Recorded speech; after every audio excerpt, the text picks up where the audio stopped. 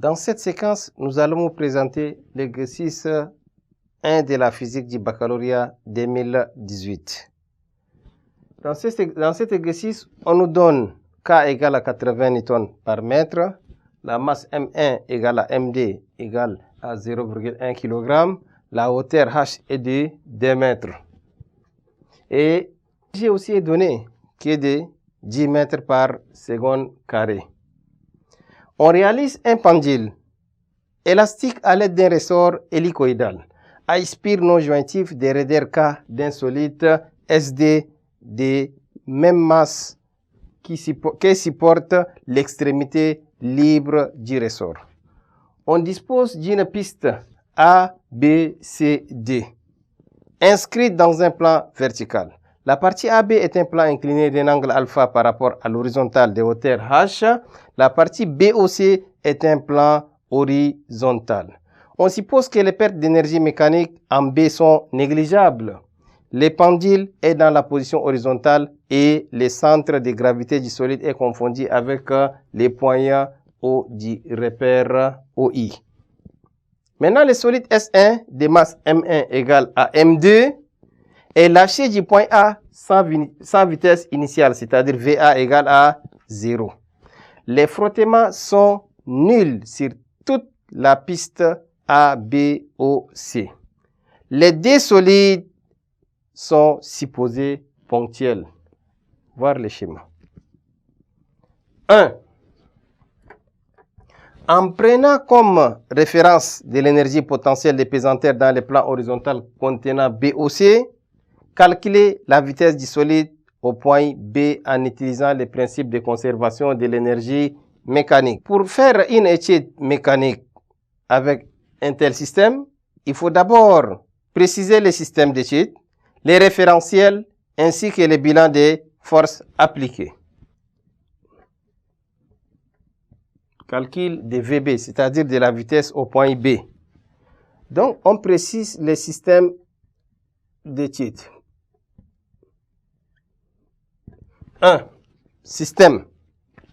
Le système d'étude ici, c'est le solide S1. Solide S1. Les référentiels. Les référentiels est le référentiel terrestre supposé galiléen. Maintenant, bilan des forces appliquées. Le poids P et la réaction R de la piste. Le poids P et la réaction R du plan. Maintenant, nous allons utiliser les principes de la conservation de l'énergie mécanique pour pouvoir déterminer la vitesse au point B.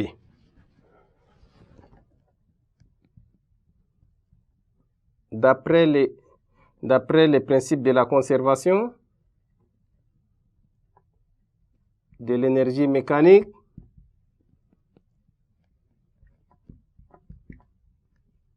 des points, nous allons avoir l'énergie mécanique au point B, l'énergie mécanique au point B qui doit être égale à l'énergie mécanique au point A. L'énergie mécanique par définition est égale à quoi? L'énergie cinétique plus énergie potentielle. Donc, énergie mécanique au point B sera énergie cinétique au point B plus énergie potentielle au point B qui est égale à l'énergie cinétique au point A plus énergie potentielle au point A.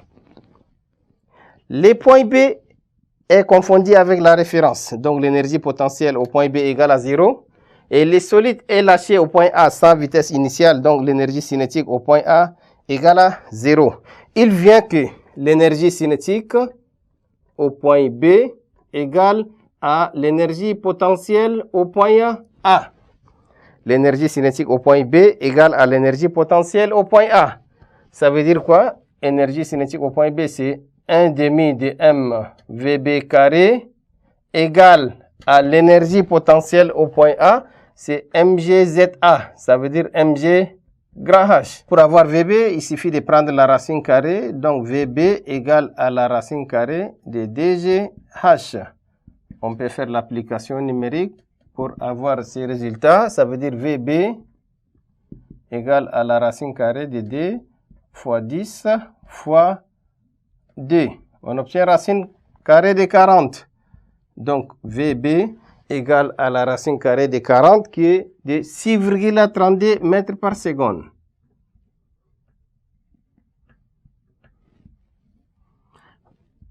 Voici comment on calcule la vitesse au point B. À présent, passons à la question D. À la question D, on nous demande de montrer que la vitesse du solide au point O doit être égale à la vitesse du solide au point B. Donc, la vitesse du solide au point O égale à la vitesse du solide au point O.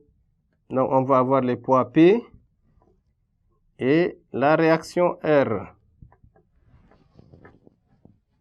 Qu'est-ce qu'il faut faire? Nous allons appliquer les théorèmes de l'énergie cinétique entre B et O. Donc, question 2. Montrons que VB égale à VO. Montrons que VB égale à VO ou bien VO égale à VB. C'est la même chose. Maintenant, d'après les TEC, ça veut dire d'après les théorèmes de l'énergie cinétique, d'après les TEC, les théorèmes de l'énergie cinétique entre A et B, nous allons avoir ceci. Delta EC égale à la somme des travaux des forces extérieures. La variation de l'énergie cinétique est égale à la somme des travaux des forces extérieures. Ça veut dire l'énergie cinétique au point B moins énergie cinétique au point O égale au travail du poids plus le travail de la réaction. Les deux forces sont perpendiculaires au déplacement. Ça veut dire que leurs travaux sont nuls. Le travail de P égale à 0, le travail de R aussi égale à 0. Ça veut dire qu'on va avoir ici 1 demi de M VB carré moins 1 demi de M VO carré égale à 0. Autrement dit, on va avoir 1 demi de M VB carré égale à 1 demi de M VO carré. On simplifie le 1 demi de M, 1 demi de M, ce qui donnera VB carré égale à VO carré. Les carrés vont partir, on va avoir VB égale à VO égale à 6,32 mètres par seconde. D'où ce qu'il fallait démontrer. À la question 3, on nous dit ceci. Les solides S1 percutent les solides SD. Les deux solides restent solidaires après le choc. Ça veut dire que les deux solides restent accrochés l'un de l'autre. Maintenant, à la question A. À la question A, on nous demande de calculer la vitesse de l'ensemble S1, SD après le choc. Vitesse de l'ensemble.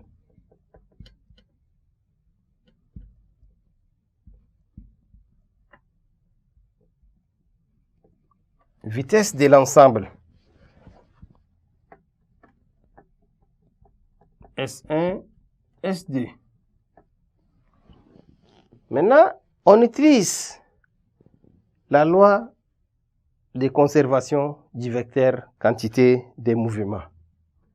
Premièrement, on va voir la quantité de mouvements avant le choc. P avant le choc nous donne quoi? P avant le choc et P après le choc. Donc, P avant doit être égal à P après. P avant le choc égale à P après le choc. P avant le choc égale à P après le choc. Le vecteur quantité de mouvement avant le choc est égal au vecteur quantité de mouvement après le choc. Ce qui veut dire qu'avant le choc, nous avons M1 VB égale à la somme des masses M1 plus M2, le tout fois une nouvelle vitesse commune, c'est-à-dire la vitesse de l'ensemble. Or, nous avons M1 égale à M2. Or, M1 égale à M2. Ça veut dire que ici, on va avoir M1 VB égale à M1 plus M1. Donc, ceci est égal à 2 fois M1 fois V. On simplifie les M1, M1. Décidément, la vitesse de l'ensemble V, vecteur V, égale à 1 demi du vecteur VB. Et si on prend en norme, V égale à 1 demi de VB. Application numérique. Donc la vitesse de l'ensemble est égale à 1 demi fois 1 demi fois 6,32. 1 demi fois 6,32. Et 6,32 divisé par 2 nous donne 3,16. D'où la vitesse de l'ensemble V égale à 3,16 mètres par seconde. Voici la vitesse de l'ensemble. À présent, nous allons passer à la question B. À la question B, on nous demande de calculer les raccourcissements maximaux subis par les ressorts.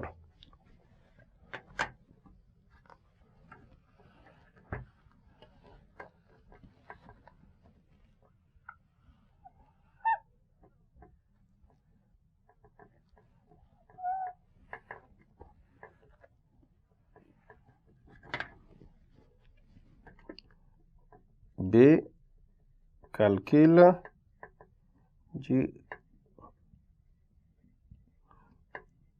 raccourcissement maximal.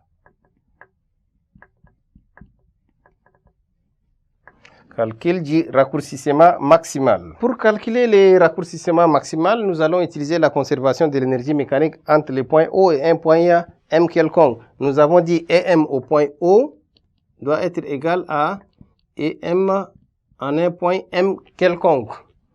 Et là maintenant, qu'est-ce qu'il faut faire? Nous allons utiliser ECO plus EP au point O égale à EC au point M plus EP au point M. ECO plus EPO égale à ECM plus EPM quelconque. L'énergie potentielle au point O égale à 0. Il nous reste ici l'énergie cinétique de l'ensemble en un point O quelconque, 1 demi de M1 plus MD, le tout fois la vitesse de l'ensemble, égale à l'énergie cinétique au point M quelconque. L'objet s'arrête, donc là c'est 0. Il reste l'énergie potentielle élastique, 1 demi de K XM au carré. 1 demi de K XM au carré. Maintenant, la question, c'est de calculer les raccourcissements XM. On simplifie les 1 demi, et or, M1 égale à M2. Si les 1 demi s'en vont, on aura 2M1 égale à K fois XM au carré. Nous avons besoin de XM. Alors, XM égale à la racine carrée de 2 fois M1, le tout sur K. XM égale à la racine carrée de 2 fois M1, le tout sur K. Si on fait l'application numérique, on obtient XM égale à 0,158 mètres. Le raccourcissement maximal égale à 0,158 mètres. Voici le calcul du raccourcissement maximal.